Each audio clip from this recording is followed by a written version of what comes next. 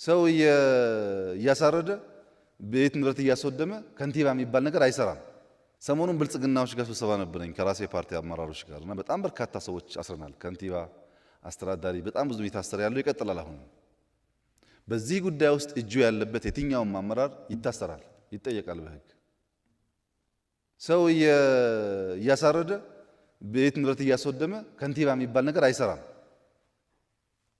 እና እኛ ላይ ብቻ ነው ወይ እስሩ እኛም ማዘዝ ስለምትችሉ ነው ወይ የሚል አከራካሪ ኢሹዎች ተነስተው ነበር በእኛ ውስጥ።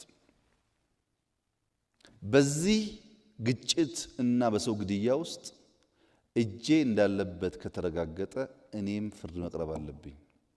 ይሄ ብቻ ነው ኢትዮጵያን የሚያድነው እንጂ የእኛን ኮብራ የሚነዳ የማይጠየቅ የሆነ ፓርቲ ማዕከላዊ ኮሚቴ የሆነ የማይጠየቅ ታዲያ ማን ይጠየቅ?